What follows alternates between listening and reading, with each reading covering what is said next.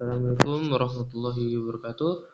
Perkenalkan, nama saya Andi Muhammad Attila Gifari, NIM 210301502110, dari kelas PJKRG, dengan materi pemasaran industri olahraga.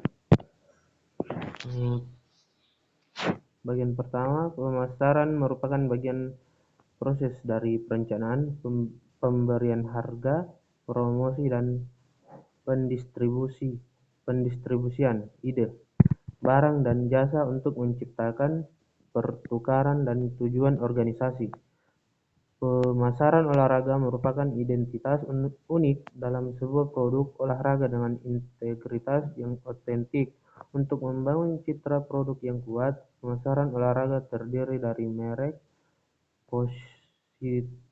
positioning, dan diferensiasi, dengan dilengkapi dengan brand identity, brand integrity, dan brand image.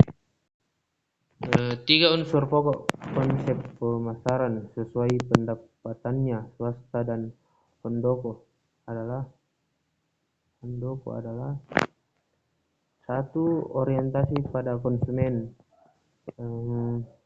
Usaha bisnis pada hakikatnya berusaha memenuhi segala kebutuhan dari konsumen.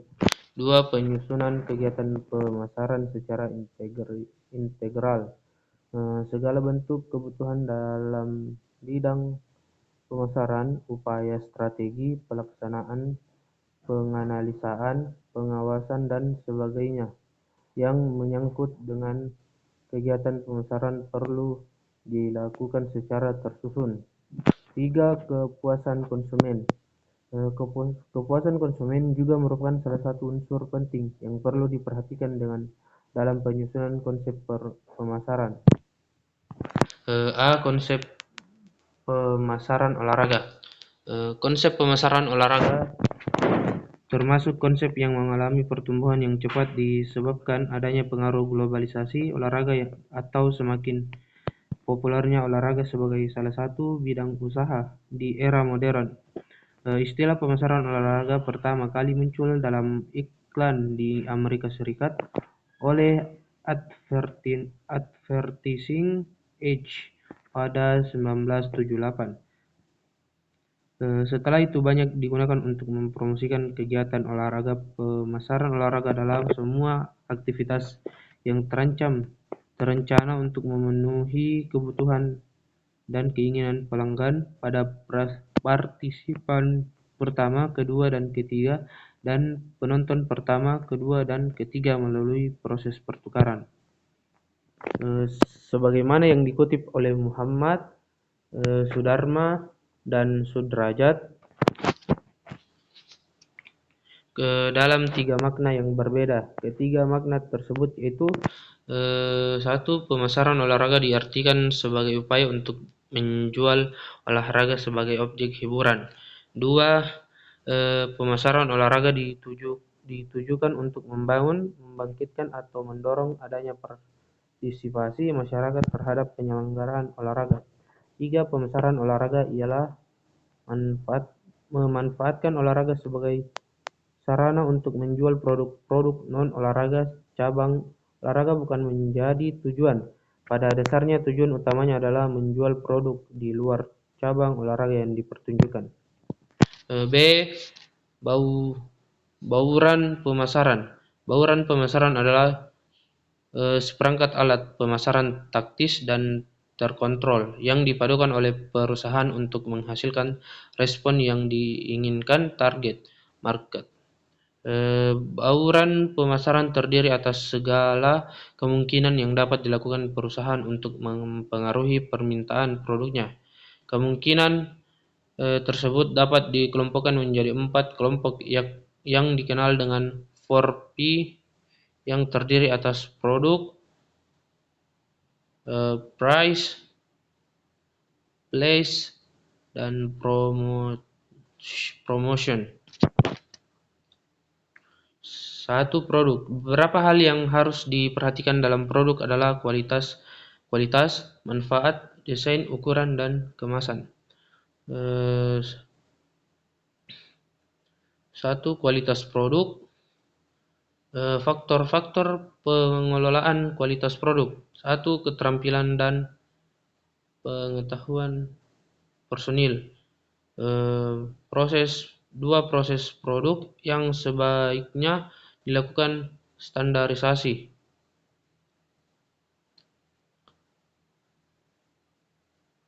3. Kualitas bahan baku yang sebaiknya dilakukan standarisasi atau spesifikasi atau standar di mutu bahan baku yang dapat diterima. Pengembangan produk. Pengembangan produk dilaksanakan dengan tujuan sebagai berikut. 1. Menyediakan alternatif produk untuk merespon kemauan pelanggan. 2. Menyediakan alternatif produk berdasarkan kualitas dan harga.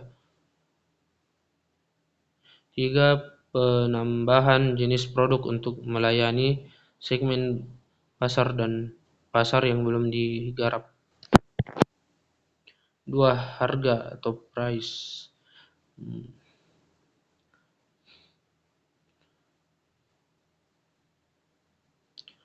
Muhammad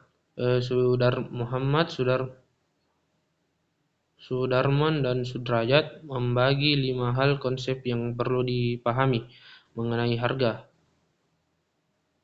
biaya, nilai, keuntungan, dan penghasilan dalam proses pemasaran.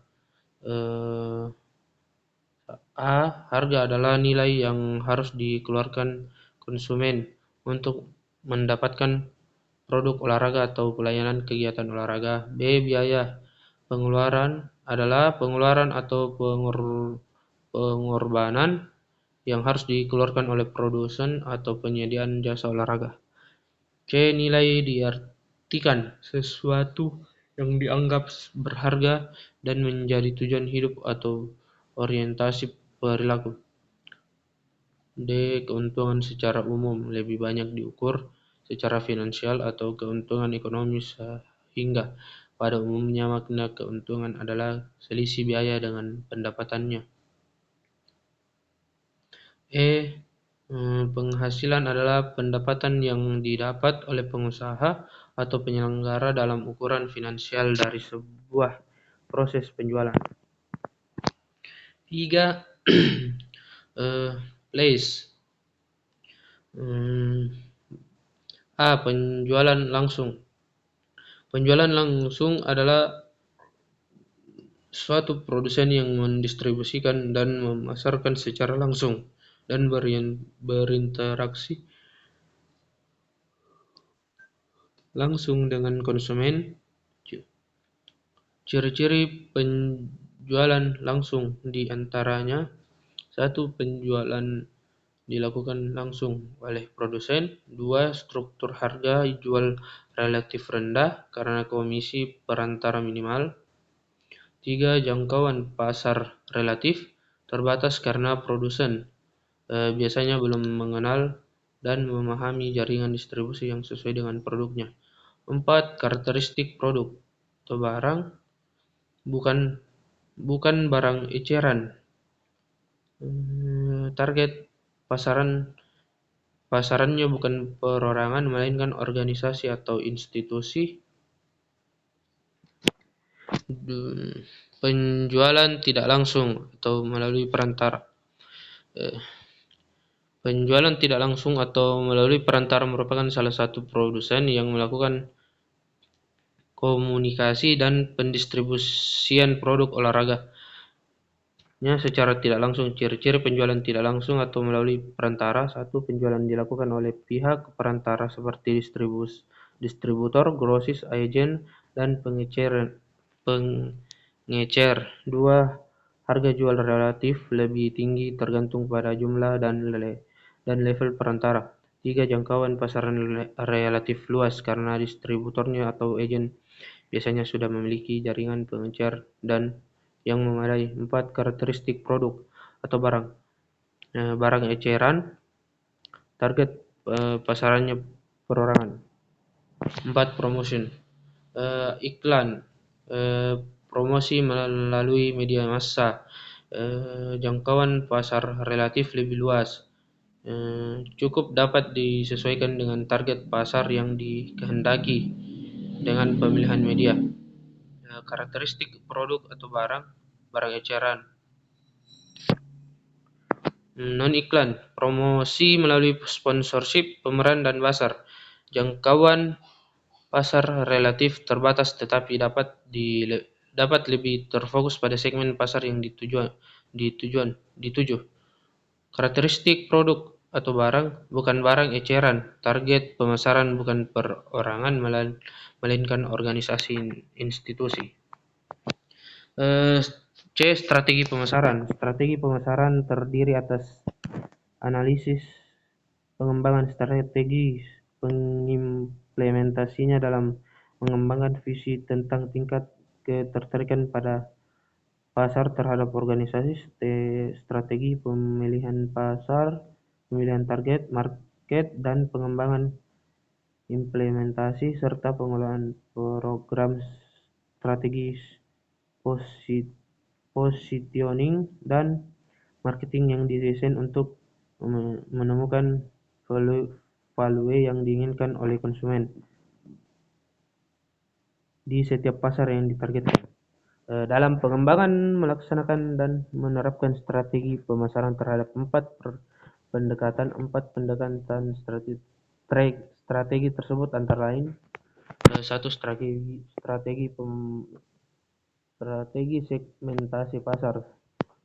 Segmentasi pasar adalah pemilihan pasar potensial berdasarkan keinginan, kebutuhan kelompok, atau kecenderungan. Dua, strategi berorientasi pasar. Strategi berorientasi pasar merupakan upaya dasar dan sistematis dari pelaku industri atau perusahaan untuk bisa menjangkau pasar. Tiga, strategi relasional pasar. Strategi relasional pasar merupakan pola komunikasi dan kepercayaan yang terjalin antar relasi atau mitra kerjasama dalam bidang industri dan dunia usaha. Empat, strategi keseimbangan merek. Brand merupakan sebuah nama, simbol, atau ikon yang dapat dibedakan dan memiliki keunikan tersendiri yang dapat diterima oleh konsumen. Sekian dari saya. Kurang lebihnya mohon dimaafkan. Wabillahi taufiq wal hidayah. Wassalamualaikum warahmatullahi wabarakatuh.